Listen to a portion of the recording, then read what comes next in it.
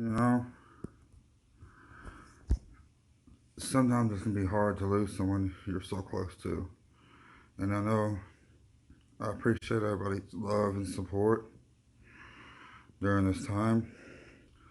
But it's just me and my grandmother was really, really close. And it's just kind of hard. Monday, it's our final goodbyes to her. I mean, I'm sad and I've been crying on and off about this, but she got to celebrate her 90th birthday right before she passed. She died on December 10th, like 2 days ago. But she celebrated her 90th birthday on Sunday, on the 6th of December. And, she lived a good life. She had a wonderful life. She had like 22 grandchildren, 22 great grandchildren.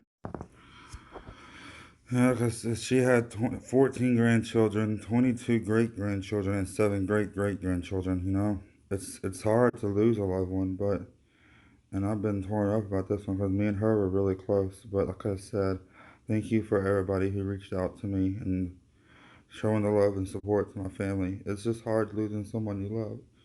Me and her were really, really close. So I loved her. And, you know, yeah, she had a good long life. And I know she's better off for where she's going now. But it's just never easy losing a loved one.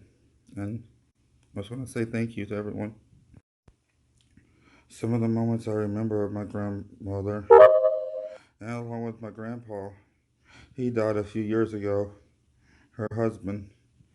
I always remember he was in the Navy for good God over 20 years, and we would always go to the base either in a town 30 minutes away from us, or the base that's an hour and a half away from us in Texas. Right, an hour and a half away from us in Texas, Wichita Falls, Texas, and but mainly we would go to the one we'd only went to the Texas one a few times, but we usually go to the one that's really closer to us because there's always a pond there where you can feed the ducks, the groundhogs, and stuff. We would usually always go to the base, and sometimes we'll go to the base first just to get bread to feed the ducks and the groundhogs. And I remember go to the commissary first at the base, and just to get a loaf of bread, and so we just go out there and feed the ducks and the groundhogs and stuff first.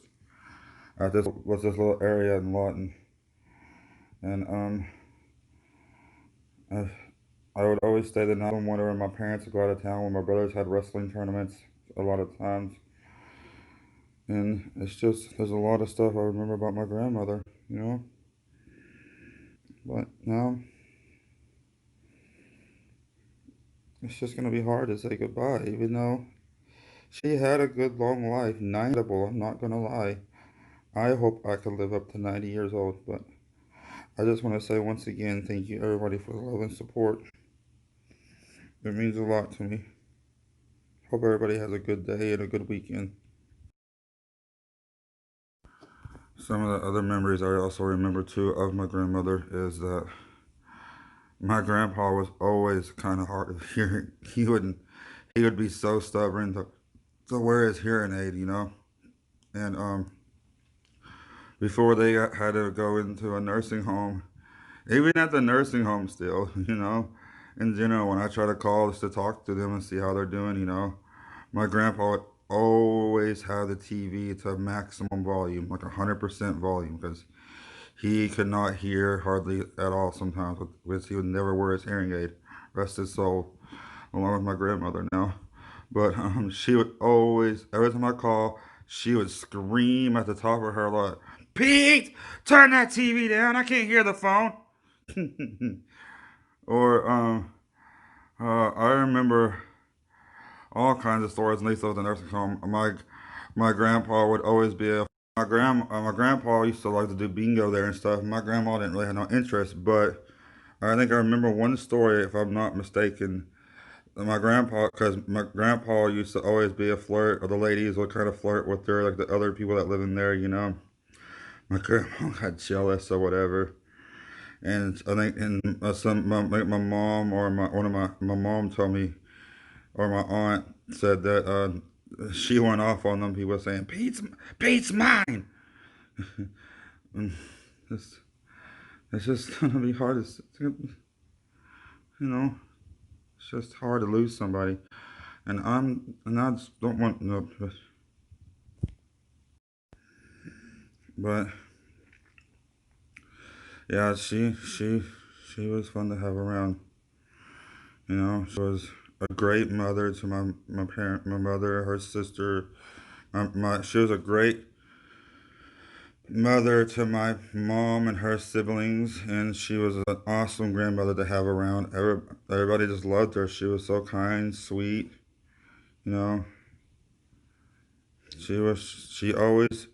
I remember when I used to stay the night with her growing up. She would always be reading a book. She loved her mystery books. That's one of her favorite things, and she would used to always have a good mystery book, or we watched a mystery show on TV. That's where my grandpa would always love. My grandpa loved his western shows. He loved westerns. But I remember too. I've always liked all kinds of genre of music, from country to rock to hip hop to any kind in general. Instrumental. But I've always enjoyed one of the country singers named Marty Robertson, and that was one of my grandma's favorite too. I remember she telling me, because me and her both. I remember that he was always a good storyteller in his songs, and it's true. Marty Robertson knew how to tell a story. His songs like El Paso, his songs about the big iron on his hip, all those tell a good story.